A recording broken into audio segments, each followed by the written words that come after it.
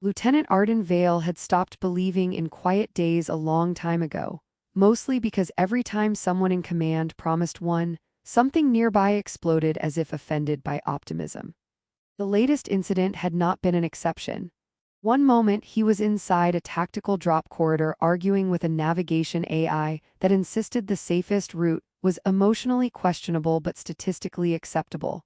And the next moment the universe had turned into a spinning argument of fire and broken metal. His evacuation pod had separated from formation with the kind of enthusiasm usually reserved for traitors and malfunctioning vending machines.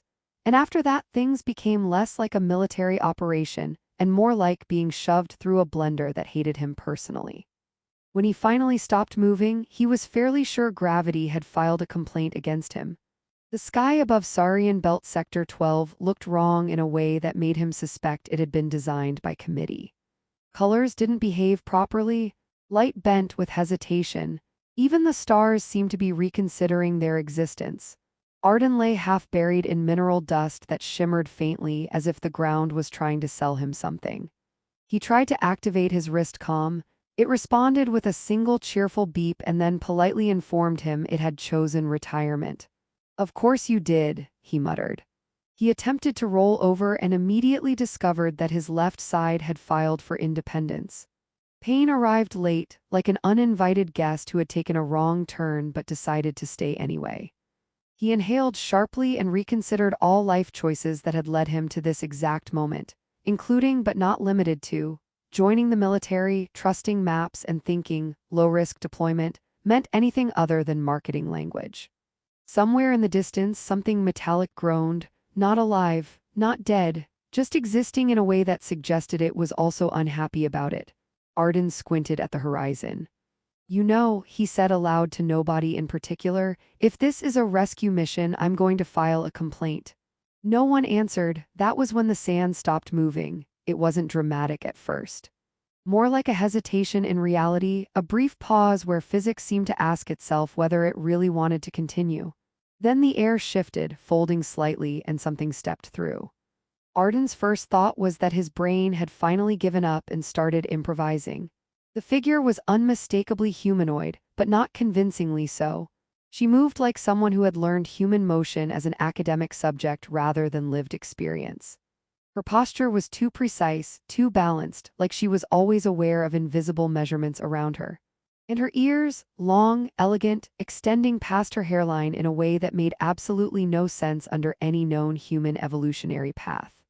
They curved slightly at the tips, catching the strange light like they were listening to something deeper than sound. She stopped a few steps away from him, tilted her head. "You are damaged," she said. Arden blinked. "I prefer strategically rearranged by hostile circumstances." She crouched beside him, inspecting him with the calm curiosity of someone examining a mildly interesting artifact. "That is a long phrase for something so simple." "I like efficiency," he said, "also denial." Her eyes narrowed slightly as if she was processing humor as a foreign concept. Then she reached out and pressed 2 fingers against his chest. Cold surged through him, not pain. Not warmth, something else, like his body had briefly been convinced it was no longer required to function and was considering early retirement options. He inhaled sharply. "Okay," he said carefully, "that's usually the part where I ask for consent protocols." "You are alive," she said almost to herself. "Barely, that's my brand." She straightened slightly. "Stand." Arden laughed once. It came out more like a cough. "Bold assumption that I still understand how legs work." Without hesitation, she grabbed his arm and pulled him upward with enough strength that his pride briefly considered detaching itself in protest. He swayed, barely upright, and she adjusted her grip as though calibrating a device. "You are inconvenient," she said. "I've been told worse things by superior officers. I am not your superior officer." "That's a relief." "I'd hate to imagine your paperwork." A pause. Then, unexpectedly, she made a sound that might have been laughter. It was brief, almost uncertain, like she wasn't entirely sure she was allowed to do it. That was when Arden noticed something else. She was watching him not like prey, not like a patient, but like something that had interrupted a long-standing equation. "Name?" she asked. "Arden Vale." She repeated it slowly, testing it. Arden Vale, yes, I am Lies Vyerth. That sounds expensive. It is efficient. Everything sounds efficient where you're from, he said. Is that a cultural thing or just branding? She ignored that. You will walk. I will attempt emotional support walking. She guided him forward. The ground beneath them shifted, and Arden realized they were not walking toward anything natural. The landscape subtly bent, forming pathways where none had been before, as if reality itself was reluctantly cooperating with her direction. Are you local? He asked. I am Cyrthian. That answers nothing. That is sufficient. Arden exhaled. Great, love concise cultures, very reassuring in moments of mortal peril. She glanced at him. You talk too much for someone who is injured. It's a coping mechanism, also I'm afraid of silence. It makes me think command might still be listening. For a moment she didn't respond, then quietly she said, You humans fear silence. We fear what fills it. That earned another pause from her. They moved deeper into the shifting terrain, where structures began to appear, floating fragments of architecture suspended in impossible alignment. Light pulsed between them like slow thoughts. Arden tried not to stare too long because every time he did, his brain attempted to file official complaints against physics. Eventually, she stopped. He almost walked into her. This is my place, she said. That's a very generous definition of place, he muttered, looking around at what appeared to be 3 different gravitational theories arguing with each other. She released him. Arden immediately reconsidered the value of standing. You will remain alive here, she said. That sounds suspiciously like a threat. It is not. Reassuring. She turned slightly toward him. You are not from this system. Good deduction. You are injured from orbital conflict. That part was less deduction, more personal experience. Her ears shifted slightly, an unconscious movement like they were reacting to something he couldn't hear. Your survival probability without intervention was low. I appreciate the optimism in your phrasing. I intervened. That I noticed. A silence followed, but not empty. It felt like something was building behind it. Then she said, You should not exist here. Arden raised an eyebrow. Believe me, I've said that about multiple deployment zones. A faint flicker passed through her expression, something almost like confusion, almost like amusement, but carefully controlled as if she wasn't used to either. You are stable, she said finally. That's debatable. She stepped closer again, studying him with renewed focus. Interesting. People usually say that right before I have a very bad day. I am not people. That's becoming increasingly clear. And for the first time since he had crashed into a dying corner of the galaxy, Lieutenant Arden Vale had the uncomfortable realization that survival might no longer be the strangest thing happening to him. Arden woke up to the sensation that his body had been reorganized by someone who had only read the instruction manual halfway through and then confidently improvised the rest. He tried to move his arm. It responded after a short delay like it was checking schedules. Above him, something hummed softly, an intricate rhythm that felt less like machinery and more like thought made audible. He blinked until the world sharpened into something marginally less hostile. Lies Vyerth stood nearby, bent over a floating structure of shifting light and layered metallic strands that reconfigured themselves every few seconds. It resembled medical equipment only in the same way a storm resembles a conversation. You are awake, she said. Unfortunately, Arden replied. She didn't look at him. Your internal rupture pattern stabilized. That sounds like I was a poorly designed building. You were collapsing. I prefer dramatically negotiating structural integrity. A pause. Humor is still active. Barely, it's on emergency backup power. She reached out and the air between them shifted. A thin filament of light extended from her fingers, briefly touching his chest before dissolving into him. Arden flinched. Hey, he said, I was not informed of any new subscription services. You require synchronization maintenance. I require paperwork and possibly snacks. She tilted her head slightly. You are strange. I've been told that with increasing urgency over the years. The structure behind her pulsed once, as if reacting to his voice. Arden noticed that everything in this place seemed to respond, not to commands, but to presence. As if the environment itself was half-aware and mildly opinionated. So, he said slowly, what exactly did you do to me? Lies finally turned toward him. Her expression was unreadable in the way of people who had never needed to perform emotional transparency. I prevented your termination, she said. That's a very bureaucratic way of saying didn't let me die. It is accurate. I appreciate accuracy, it makes dying feel more professional. She studied him for a long moment. You are still intact. That is generous wording. Your species is fragile, rude, but also correct. He attempted to sit up again. This time his body complied, though with the enthusiasm of an employee forced into overtime. The chamber around him shifted slightly as he moved, as if adjusting itself to maintain balance. Where am I? He asked, a Scythian recovery enclave. That sounds expensive. It is regulated. That sounds worse. Lies turned back to her apparatus. You were brought here because your survival probability outside intervention was statistically negligible. Everyone keeps saying that like it's comforting. It is factual. I miss optimism. You have not demonstrated it. Fair. A quiet pulse ran through the space again. Arden noticed faint structures drifting outside the translucent walls, segments of architecture suspended in layered orbit, connected by threads of light that seemed to carry data rather than physical load. So, he said, watching them, your people build cities that float and think and occasionally judge me. They are not judging you. That one is definitely judging me. It is monitoring gravitational anomalies. That feels personal. Lies ignored that. You should remain still. I've been still for several hours. I'm starting to resent it. Resentment is irrelevant to healing. Tell that to my legs, they've filed complaints. For a brief moment, something like amusement passed across her face again. It was subtle, but Arden had begun to recognize it, the slight shift in her attention, the fraction of hesitation before she responded. You speak constantly, she said. It's a coping mechanism. Also, I enjoy filling silence before it fills me. You fear silence. I fear what I assume is planning things in silence. She paused. That is illogical. Welcome to human psychology. The chamber shifted again. A soft tone echoed low, layered, almost like distant music being translated through water. Lies turned toward it. They are searching, she said. Arden blinked. Who is they in this sentence and why does it sound like a problem? My kind. That's never good news in any story I've read. Lies moved closer to the chamber's edge. The floating structures outside flickered in response, their light patterns tightening as if bracing.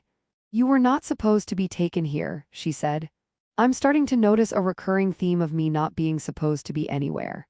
This is outside jurisdiction. Love that for us. She looked at him briefly. Your presence complicates stability. I feel like that's been my life summary lately. A sharper tone cut through the space. The chamber dimmed slightly. Liza's posture changed. Not fear exactly, something more precise. Calculation tightening. Arden noticed immediately. Okay, he said carefully. That tone sounded like the universe just received a strongly worded email. Scythian inquiry beacon, she said. Is that bad? It is attention. I'm learning that in your culture attention is basically a threat. She did not respond. Outside, the drifting structures aligned in a way that suggested coordination. Not chaos anymore, purpose. Arden swallowed. Are they here for me? No, that is not reassuring. They are here for me. Oh, he said, that is slightly more reassuring for me, less so for you. Lies turned back to him. You should not exist in this context. I feel like I should start charging rent for all the contexts I'm not supposed to exist in. She stepped closer again. This time her hand hovered near his chest without touching. You are still unstable, she said. I've been called worse things by medical charts. A faint hesitation. Then she said, there is another option. Arden frowned. That sounds like the beginning of a very expensive problem. Her ears shifted slightly, a subtle motion he was beginning to associate with internal conflict. I can stabilize your system through binding reinforcement, she said. That sounds like either marriage or a software update I didn't agree to. It is neither. That's suspiciously what both of those things would say. She ignored him again, which he was also beginning to interpret as affection in her language. Your life signature is adaptive, she continued. It is integrating with residual Scythian biological fields within this enclave. Arden blinked. That sentence had too many words I don't understand, and I don't like the direction it's going. If left unregulated, your system will degrade. That sounds like me in general. It will also destabilize the enclave. Oh, he said, so I'm not just a medical problem, I'm also an environmental hazard. Yes. Fantastic. I've always wanted to be classified as both patient and disaster. She finally touched him again. This time it wasn't cold, it was layered, like something was folding through him, aligning parts of him he didn't know existed. He inhaled sharply. Okay, he said, voice slightly higher than intended. I'm going to assume that's normal in your culture and not panic immediately. It is synchronization, she said. Great, I love synchronization. Big fan of coordinated bodily experiences I didn't vote for. The chamber responded. Light threads extended outward, connecting briefly between them and the surrounding structures. Arden felt something shift, not pain, not pleasure, but recognition, like his body had been waiting for instructions it didn't know it was missing. Liz stepped back slightly. That should hold, she said. Should? It is experimental. Arden stared at her. You know, I appreciate honesty, but I also appreciate not being a live beta test. A distant vibration passed through the enclave. Liz turned sharply toward the outer structures. They have located the resonance, she said. Arden exhaled slowly. So let me guess, your people are about to be very unhappy about me existing near you. Yes. I'd like to formally state I had no input in this situation. I am aware. Good, just making sure the record reflects my protest. Another pulse of light spread through the structure outside, tighter now, more focused. Liz looked back at him. You should remain here, she said.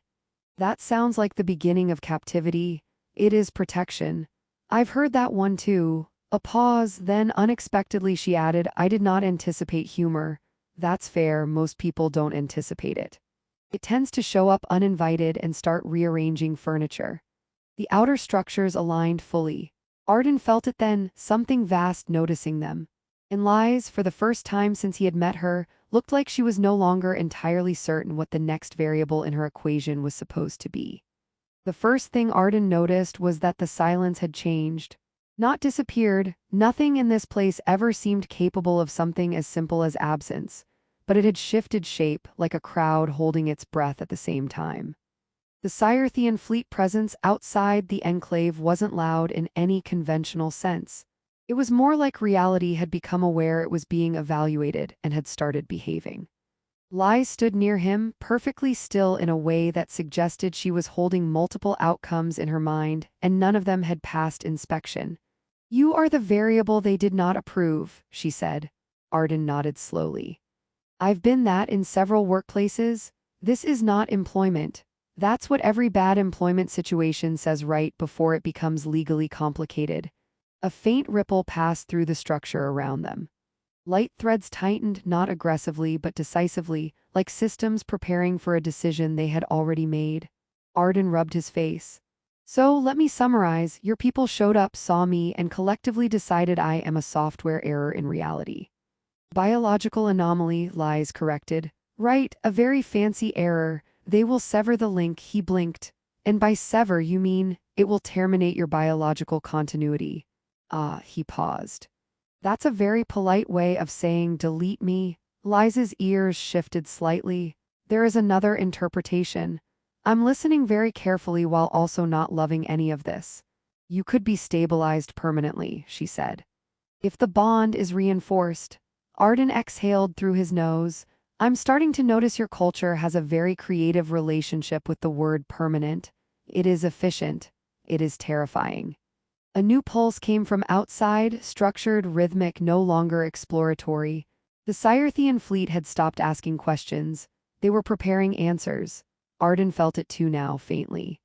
A pressure behind his ribs, not pain exactly, but alignment, like something inside him was remembering a shape it didn't know it had. So what happens if we do nothing? He asked. You die, Liz said simply. I destabilize. The enclave collapses, the fleet corrects the anomaly. That last one sounds like a euphemism for everything becomes worse. Yes, love the confidence in your forecasting. Another silence, the kind that carried weight. Then Arden said, okay, option B. Liz turned slightly. You accept reinforcement? I accept not dying, he corrected. Everything else is negotiable in theory. That is not how Scythian binding works. That's fine. Humans rarely understand how anything works. We mostly improvise and hope gravity stays in a good mood. A flicker passed through her expression again, faint but real. You are unusual. I've been called worse by people who also tried to kill me. The structure around them shifted. The enclave systems began reconfiguring, threads of light drawing inward toward a central nexus point between them. Lies stepped closer. This will integrate your life's signature with mine, she said. It will stabilize both, it will also be irreversible. Arden raised an eyebrow. So no uninstall option. No, classic alien design philosophy. She paused. You are not afraid. Oh, I am, he said. I'm just also tired, injured, and statistically offended by my survival odds. At some point, fear becomes background noise. A beat. Then Lies said quietly, I did not intend to involve you. I crashed into your general area, he replied. At this point I think responsibility is shared. That is not how my kind defines responsibility. That's because your kind sounds like it has very organized meetings about responsibility. Another pulse hit, stronger this time. The enclave responded instantly, systems aligning, structures locking into a coherent geometry. The Scythian fleet outside had begun enforcement. Lies placed her hand over his chest. The contact was immediate, not gentle, not violent, precise, like two systems finally agreeing to exchange full data sets. Arden inhaled sharply. Okay, he said, voice tight, I just want to confirm this is the part where I don't die, right? It is the part where you cease being singular, she said. That is not comforting phrasing. The light around them intensified. Arden felt everything at once, not pain, not pleasure, something far more disorienting, awareness expanding beyond the edges of his own skin. He could feel the enclave not as a place but as a system of living probability.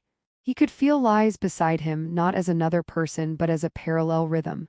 Two patterns overlapping, adjusting, stabilizing.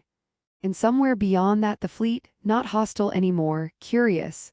A silence spread through everything. Then it stopped. The pressure outside released.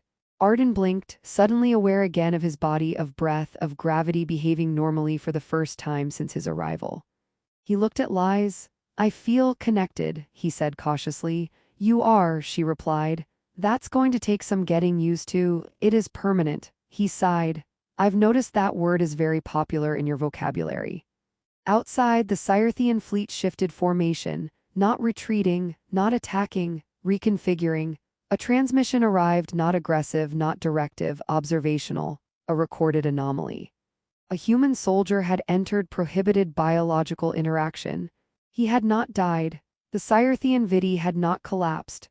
The system had instead stabilized into an unknown configuration. Arden listened through the enclave's translation layer and frowned. So, he said, we're a diplomatic incident now. Yes, I've been promoted before, but this is new. Lies looked at him. They are uncertain. That makes two of us. A pause, then for the first time she spoke without calculation in her voice. You changed the system, she said. Arden scoffed lightly. I mostly tripped into it and yelled a lot. That is still change. He thought about that. About how he had started this whole mess as a broken soldier in a dying battlefield, and somehow ended up something that made an entire alien fleet pause. Great, he said finally. So I'm a cosmic administrative error that became policy. Liza's expression softened slightly. You are a bridge condition. That sounds less insulting than error, I'll take it. The fleet's presence stabilized into watchful distance. Not gone, not hostile, simply recalibrated. Arden exhaled slowly.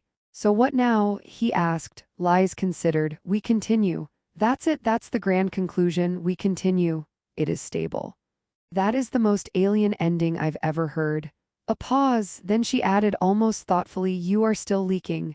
Arden groaned. I thought we fixed that. We did, you are now leaking coherently. That feels like progress and insult at the same time.